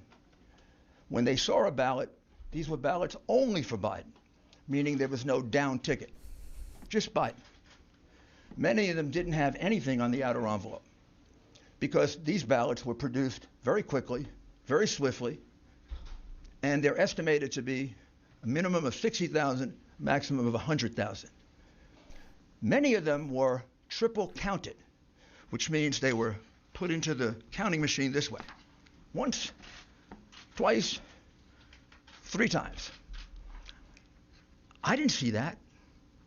I don't know that, but for the fact that 3 American citizens are willing to swear to it. And we're not going to let them go to court and do that? We're going to let this election go by when there are, in this case, 60 witnesses that can prove what I'm saying to you and other acts of fraud in Michigan? There you go. Now, the tweet, fam, right? We talked about this, and this is this thing we saw to the naked eye. I was like, remember I was knocking on the door. Fam, they're going to call Wisconsin for Trump any second right now. Confession. I made a $100 bet on Wisconsin because I thought it was the best price there, whatnot, and I thought that Donald Trump had a chance. And for me, the pollsters who are propagandists were way off. But look at this tweet over here when it shows you the numbers that came in the middle of the night. Here it is. Look at Michigan after the election. I missed a tweet. My bad. We put it up. Sorry. It says right here, Donald Trump. Look at this in Michigan. A day after the election, Biden receives a dump of 134,886 votes at 6:31 in the morning. There it is. We saw this at 3 o'clock. And right below it, John, in the tweet that he's got right below it is Wisconsin, right? So we saw the Wisconsin. Look at this in Wisconsin. A day after the election, Biden receives a dump of 143,379 votes at 3:42 a.m. when they learned they were losing badly. This is unbelievable, and this is what we saw. We saw this with our naked eyes, fam. You can't hide this. They were calling the election. We were watching the whole night. And then we saw Chris Cuomo, Chris Ufredo Cuomo, go, oh, my God, now Biden's in the lead. Yeah. We said that's an astronomical dump. It's a mathematical improbability. They conditioned you for it, fam, for weeks. Yeah. Bernie Sanders was a part of it. Well, we're going to see. And he's doing this to Jimmy Fallon, who can't push back. We're going to see. He's going to see Donald Trump win on election day, but then all of a sudden, oh, hold on a second. Yep. Here come the mail-in ballots in. And then Donald Trump is going to lose. Yep. Not like that. Not a dump that big. Yeah. That is ridiculous. That is a statistical improbability. Come on, guys. Like basic math, basic statistics, it's an improbability the way that happened. We already know that. So just so you know, Jim Jordan and James Comer called for an immediate congressional investigation to the 2020 election, and you guys can read the letter here. I'm just going to say over it. They said Democrats refused to clean up outdated and inaccurate voter registration rolls, a last-minute widespread mail-in voting system in some states with unintended consequences. In California, Newsom signed legislation in June that required election officials to hold an all-mail ballot election. And they actually, he got in trouble for that. He oversight, and reports surfaced that voters receiving duplicate ballots, voters receiving multiple ballots containing different versions of their name, receiving ballots that belong to someone else, blah, blah, blah. 1,200 votes will get double or even triple ballots. 1,200 voters will get even double or triple ballots. And then they talk about Georgia raising concerns during the state. During the audit, county officials unearthed 5,000 previously uncounted ballots. And then they sign their name, etc. So this is what they're doing now. I don't expect too much from that because, again, I don't trust that people in power really want to get to the bottom of this at all. I think Jim Jordan is one of those rogue guys who wants, when saying he's outside the box, he's not along the establishment lines all the time. So Jim Jordan might be one of those guys. I'm not a big fan of him, but, especially when it comes to certain issues. Listen, I got different ideology than some of these people when it comes to the censorship, when it comes to the elections, when it comes to one person, one vote. These guys sometimes jump in and we're talking the same language. We understand what happened here in California with everything, with the way you just shotgun ballots out. You can't do that. You can't substitute comfortability or accessibility for integrity. You have to have an election that has integrity. So if you want to do mail-in ballots, you better get tracking. You better have an updated voter roll. Because I looked at the voter rolls with somebody over here. They're dirty. You can't argue that. You can't argue. Who in their right mind has left the state and go, hey, call the old California Board of Elections and let them know to remove you off the voter list? Never. How many people were calling you and saying, what's going on in Florida? You want to vote in Florida? I got calls nonstop. I haven't voted in Florida in 4 years. But I didn't call the elections board and say, take me off the rolls. These rolls are not good, especially with our generation where we don't own houses.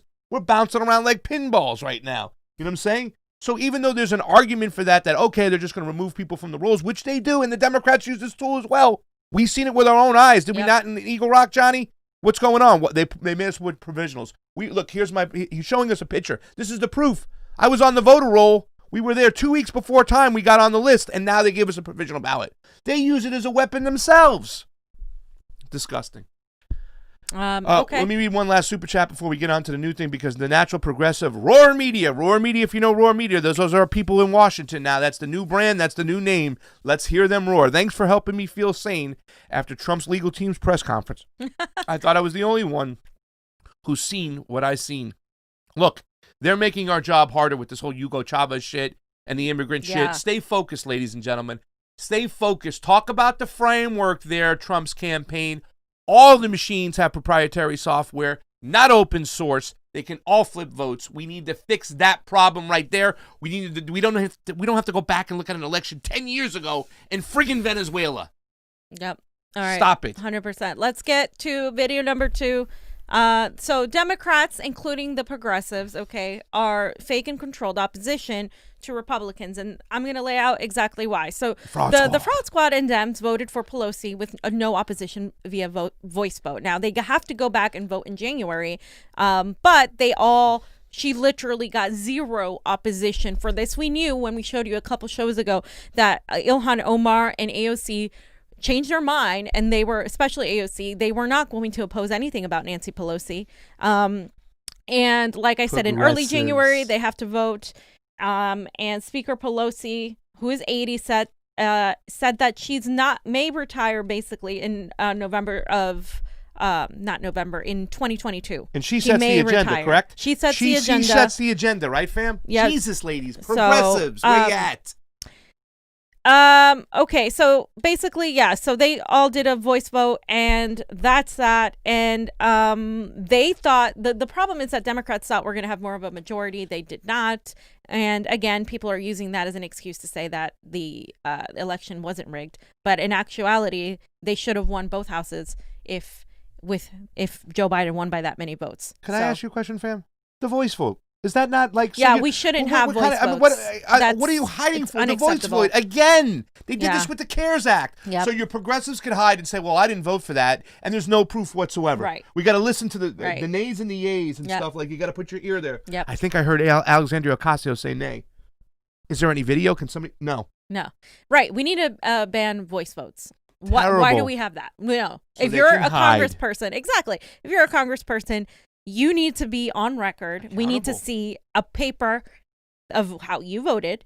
And that is something that, at the very least, the American people deserve. So, number 1, against voice vote. Number 2, there should have been at least a vocal giant opposition by the squad, by progressives against Nancy Pelosi. Instead, they're all falling in line, which, again, is my other point, is that there's no point in reforming the Democratic Party. The Democratic Party is beyond help. They have literally every single person in there, all the Cory Bushes, all these people that are coming in, they're going to go the same route. I can tell by what they have on their profile. They don't have anything about foreign policy. They don't have anything about Julian Assange. They don't have anything regarding what's going on election integrity. So I know where they're going to fall. They're going to be right in line with the squad in terms of that, and they're not going to get shit done. So that's the reality. I'm going to continue first, Pasta. Yeah, I just want to say thank you, Aaron Sky. I'm going to let you go. My bad. Okay, and my bad. I took it away. You have it up there. Okay. My bad. So because this one makes me laugh. Biden. So why should Biden? So the Democrats wrote this whole thing about why they need to not go after Trump and not prosecute Trump, and why they want to pardon Trump, right? But yes, they should pardon Trump. They shouldn't go after him, but they're making it out to be like, oh, we have to be the better person. We have to be above them. We have to be, it's better for us as Democrats. So this is what they said. I'm just going to read a little bit of it so you guys can understand what I'm saying. They said, Trump would, of course, be one of the least deserving recipients of a federal pardon in history. His pardon could not be justified based on his innocence or his contribution because Trump is not contrite. To the contrary, he is currently endangering our democratic process by relentlessly undermining the legitimacy of Biden's election and thwarting a peaceful transition. No wonder Biden's initial instinct was to oppose granting Trump a pardon. He actually foreclosed this option by pledging last May that if elected, he would not pardon Trump, but that doesn't mean that there aren't a few good reasons to consider it anyway. Trump's acceptance of a pardon under the 1915 Supreme Court opinion in Berg versus the United States is an admission that he was guilty of the crimes for which he has been pardoned. Pardoning him may be the only way that Trump even implicitly concedes he did anything wrong. So they're pretty much going off and saying that Trump doesn't deserve to be pardoned, but at the same time, they're saying that he, that they should pardon him because they want to be above it. And even though Trump doesn't deserve it, it would be better. And this is the only way to admit that he's guilty. They're using this, once again, this rhetoric of emotions and platitudes to appeal to people to say, oh, the Democrats, we're going to be better. The reason they're not going to go after Trump is not because of any of this shit. It's because they would have to go after themselves. They would have to go after literally the vast majority of presidents, both Democratic and Republican, that came before Donald Trump. They would implicate so many other people also in both parties in power, and they don't want to do that. That's why they're not going to go after Trump. Funny. That's why. Don't fall for this bullshit. This is like some neoliberal dribble over here. That's the only reason that they're not going to go after Trump. They would have to literally go after everybody else. Trump, comparatively to George Bush, are you kidding me? George Bush should be at the Hague. He should be in prison as a war criminal. So should Hillary Clinton. So should Biden. All these people. So should Barack Obama. He got a Nobel Peace Prize for crying out loud. Yeah. So if you want to put Trump away, by all means, go away. Put everybody else also away. And that's not what they're willing to do because they don't want the truth. They don't want transparency. They simply want the people to believe that they're above it morally. It's that same attitude that's like, oh, I voted for Joe Biden because he's just a moral thing. I care about the kids in cages. As Joe Biden, it's putting somebody that was part of the administration that deported more immigrants than anybody else.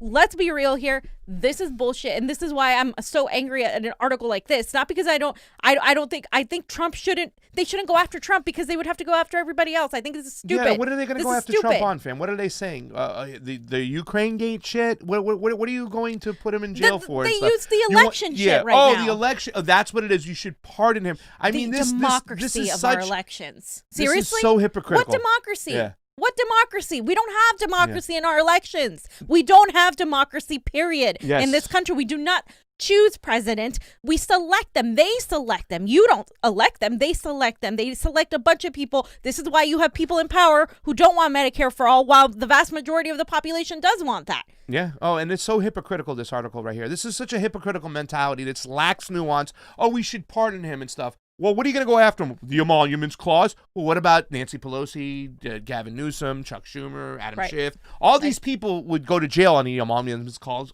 as well because they were carpetbagging in the Ukraine, where there was also, once again, I think, war crimes committed by Joe Biden. I mean, where are you? And people just put this out there. I saw one of our friends, Trump for prison 2020, while he's backing Joe Biden. I mean, you know how stupid you sound? Do you know how stupid you fucking look? Trump Sorry for cursing. Both of them. Then. Oh my God! If you're gonna put Trump in prison, why the hell is Joe Biden our president? And why did you vote for him? Seriously. But Trump has been in office for 4 freaking years. You're talking about Nancy Pelosi, Adam Schiff, Debbie Wasserman Schultz, Biden, Obama, Clintons. They've had years. It's this idea that these people believe at their core, Pasta, they believe at their core that the Democrats are better. And that's the problem. That's the problem. At your core, you still believe that the Democrats are better, and they're not. They're trash. Both parties are two sides of the same freaking coin. The only lines that are drawn here are the people versus the establishment, period. So what's the next one right here? Governor Newsom? This right here. Okay, so Governor Newsom, of course, Governor. Your favorite? Governor. Your favorite? Governor Newsom is Nancy Pelosi's nephew, right? And we live in California, the Democratic supermajority, where everything should be amazing and wonderful, and we should have the best roads and the best politicians and the most progressive people. But We don't. Instead, we have a hypocrite as a governor, and we have Nancy Pelosi as speaker, and we have Dianne Feinstein as a senator, and we have Kamala Harris as a senator. The winners we have in this state. Schiff, Pelosi. Adam Schiff, that McCarthy. one too. I mean, it just gets worse and worse. Assholes. So he says, due to the rise in COVID-19 cases, California is issuing a limited stay-at-home order. Non-essential work and gatherings must stop from 10 p.m. to 5 a.m. in countries in the purple tier. This will take effect on 10 p.m. on Saturday and remain for 1 month. Together, we can flatten the curve again. Oh my okay. God. So, number one, does the virus somehow become worse after dark? Like, does the mean coronavirus somehow grow teeth and decide to literally, like, go at us at a higher rate? And if your argument, Gavin, is, oh, well, people are more likely to drink and more likely to da-da-da-da, you don't get to decide what the fuck people do. I'm sorry, you're surpassing. I don't want the government here in my house. And this isn't a right-wing argument. I don't want the government telling me what I can or cannot do at this point. And you know what? They are doing this, all of this, under the guise of caring about the American people when they have not issued a stimulus. Gavin Newsom wouldn't even give the extra money. Like, they're not doing anything in the state where we have the highest homelessness rates, the highest rents, the horrible issues on unemployment. Small businesses make up LA. Yeah. When I first moved to LA, one of the things I first loved about LA is that there are less corporations here, less Walmarts, less chain restaurants. Yeah. You go to Hollywood, you go to West Hollywood, you go to anywhere here, mom and pop places, independent businesses, small businesses.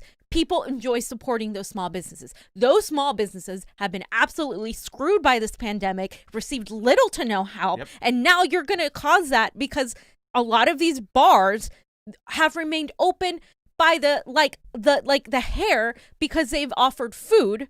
And so people go out to eat now with their mask, and they take the protocols and they take your temperature and they do all the things they're supposed to do, right? And who's employed by these businesses? Working people, people of color, minorities, poor people. Yeah. And they go and they work.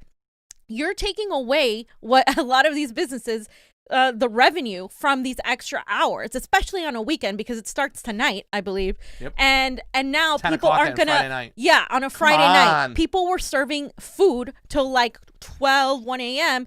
because that's the way they were able to bring people in. You have to serve food here. So you can't just go out to a bar. The bars are closed.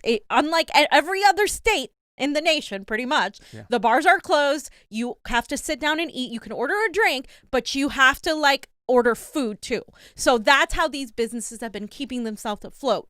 Now you're doing this, you're hurting those people, and you're not giving any solutions. In fact, Gavin Newsom vetoed a bill that would have made it easier for people to not be so burdened by the payback on the rent and would have helped with eviction. Prop 2021 failed, and that was a rent control prop. And it didn't fail, I believe, because of public. I believe that there was some manipulations there. Vote flipping. Because real estate developers own this state. Yes, they do. They own this county in particular. Exactly. They own the real estate lobbies own Nancy Pelosi and Gavin Newsom and Adam Schiff. Yep. They're scared of him for this shit, and therefore, once again, here we go with the vote flipping. You can vote flip on props, amendments, measures, the whole 9 yards. And a lot of people feel there's some fugazi business going into that. Yep. And unless we can have an audit to see that and make sure these ballots are valid, we'll never know. So now, come February, there's going to be a lot of people screwed out and on the streets because that's when the little mini moratorium ends. And here's the thing. When you talk about the fraud squad in Congress, Ilhan Omar has a bill that wants to give rent relief, rent forgiveness, whatever. Tlaib, what's her name? Rashida Tlaib had the same kind of mentality in the bills. Why aren't they pushing Nancy Pelosi for not taking this bill to the floor?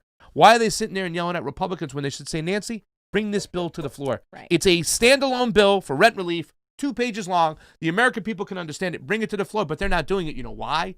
Because they're just virtue signaling and yelling at the Republicans when it's Nancy Pelosi who's not taking the bill to the floor for a vote. How about so we you flatten know the they're curve? fake. How about we flatten the curve, not just of coronavirus, but also of the fact that financial the working people have literally no money, and people like Jeff Bezos are on their way to becoming trillionaires. Yeah. How about we flatten that wealth disparity? Why aren't we flattening that one? You cannot demand to close things down without giving people aid at all. I am so done with that. And we're not getting the extra money from the unemployment. We're like getting nothing now. Yeah.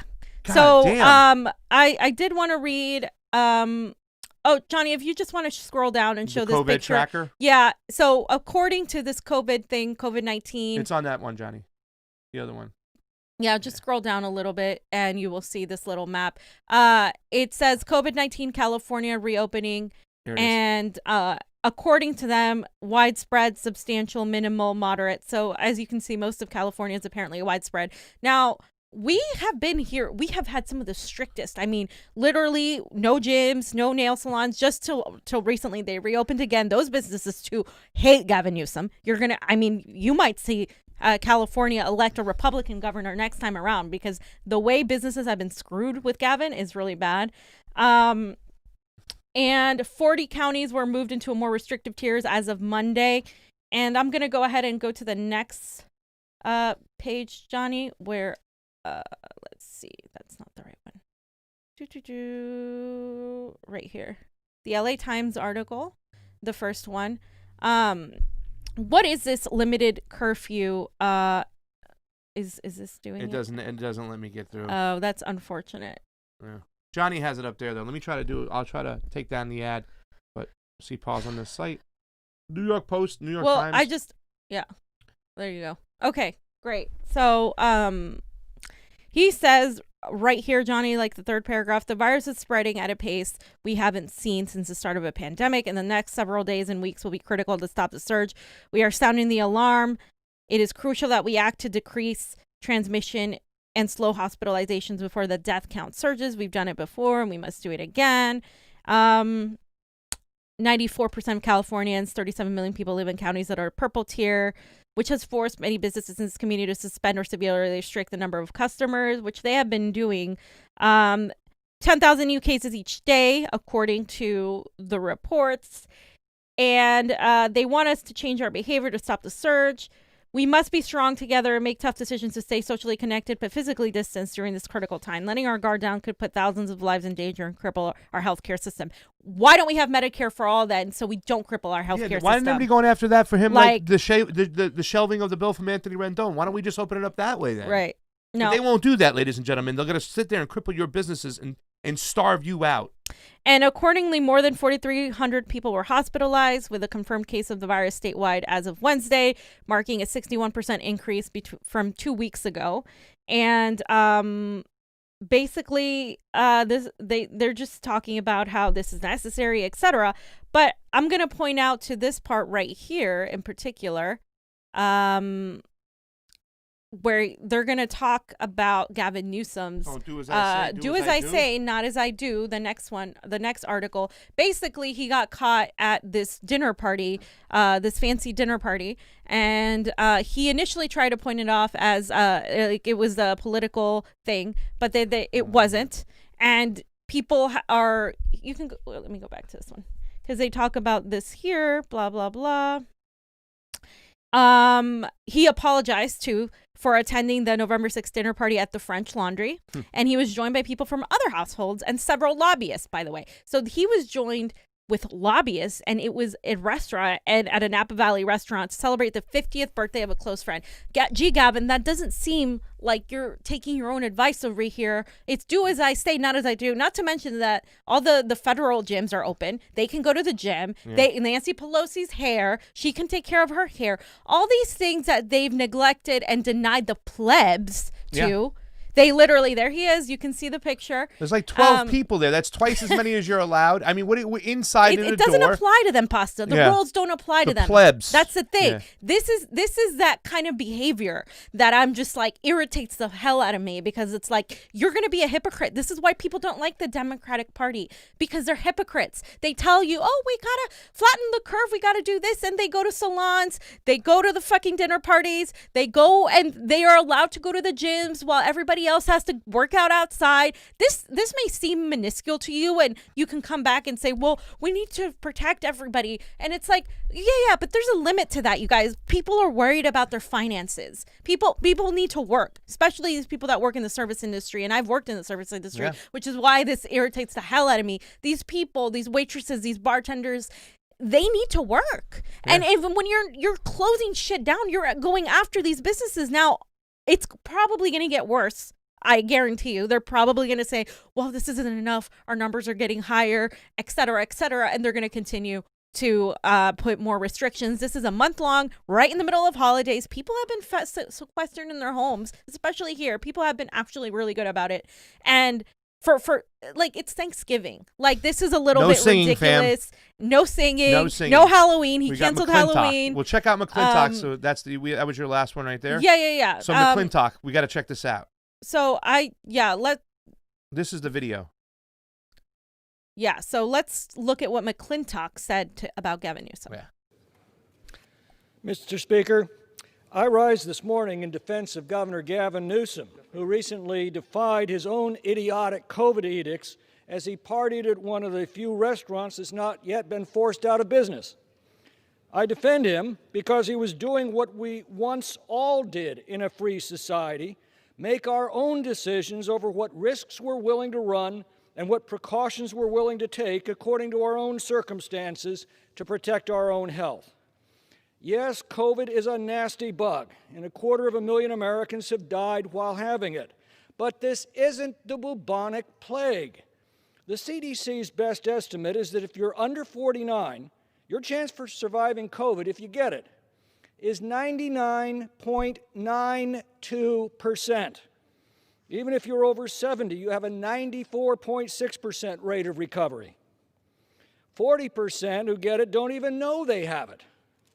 And yet we've allowed our officials to ruin our quality of life over it, destroying countless businesses, throwing tens of millions into unemployment, robbing our children of their educations, and shredding our most cherished rights as Americans. All right. So here's the thing where I think it's missing from that argument. It's like, if you want to protect people, give us health care, give us a stimulus, and give us a monthly UBI. There is nothing less that is acceptable. We are the only major country that has, since March, received one $1,200 check, if that, unemployment, and the $600 were out. Now people are getting $200, $300, or one-time payment, and that's it. And people are expected to survive on $400 a week or whatever it is they're getting.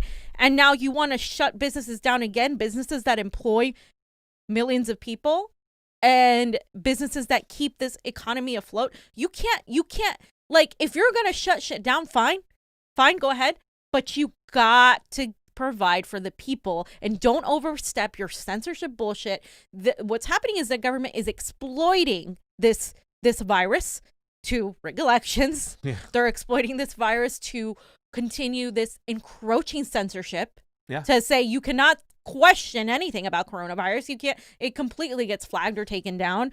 They're encroaching. They're encroaching on our liberties. Like as a people. Like, I'm sorry, you don't get to decide what I do or if I'm too drunk after 10 p.m.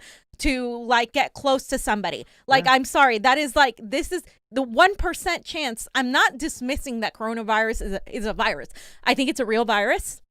But I do think that the government is overstepping their boundaries and like literally, and to even say that now is like, oh, how do you're denying blah, blah, blah. No, I'm not. I'm denying how we're handling it. The people are losing right now in this pandemic and the rich people are getting richer. That's what's happening. I wanted just what you just said right over there. They're also forcing people into like using services that Jeff Bezos needs. Right. So they're also forcing you to go away from the small businesses and to actually force you into a position where the rich get richer. Thank you for saying it, because that's something I wanted to really point out. Is like all these little services are gone, all these little small people are gone. Now you got to use big corporations. You got to use Amazon, and God forbid the toilet paper goes and Amazon's the only one who has it. That's going to be the next. That's the thing. Scare. And it's happening again. People are like running out of toilet paper in other states and we're like behind it. It's going to happen here in a few weeks. So, by the way, Aaron Sky with a super chat contribution. Thank you so much, Aaron Sky. Thank you. It is always appreciated on the couch. Also, Amber Lee Gregorio was making a lot of good super chat contributions today. Thank you so much, my dear. Joe, Trump,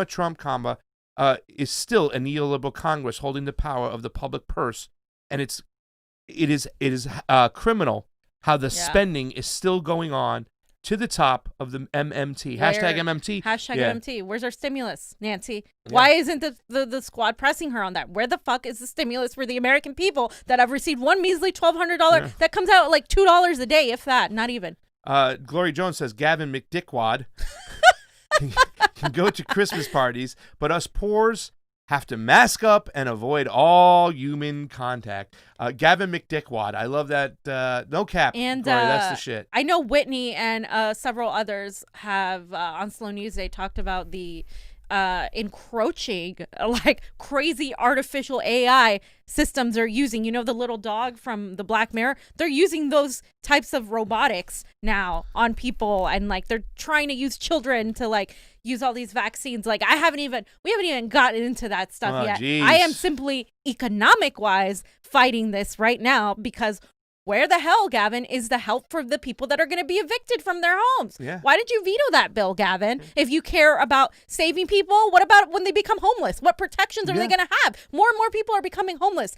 Gavin, you have the largest population of homeless people in both San Francisco and LA County. Like, what is going on? And Why Orange aren't we County addressing this? Right? We're not even addressing this. Yeah. What the fuck? Yeah. It's that, wear mask. And then we have Rokana pushing a free mask thing. What about stimulus, Rokana? What about like literal money so people are stay at home so they're not freaking out about how they're going to feed their kids, how they're going to pay their mortgage, how they're going to pay their rent? Come on. Yeah, even Nancy Pelosi, Gavin, call your aunt, tell her to pass the stimulus. Donald Trump even said he'll push a stimulus and I'll sign it. Get it done. Sign a one-time standalone payment to the people right now. It's I mean, they are really, politicized. I can't believe they're starving people out and people aren't just out in front of Nancy Pelosi's house.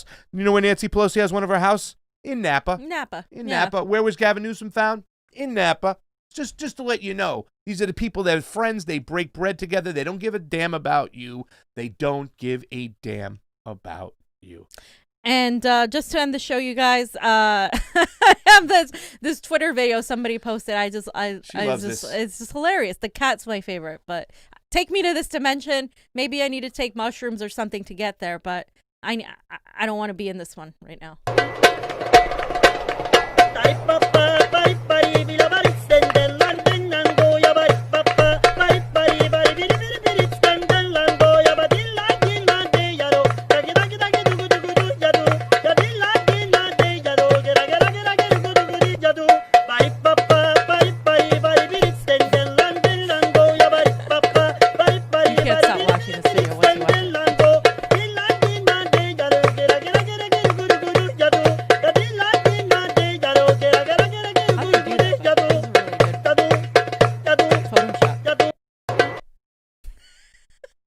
So guys, if you want to escape to another dimension, maybe that one's cool.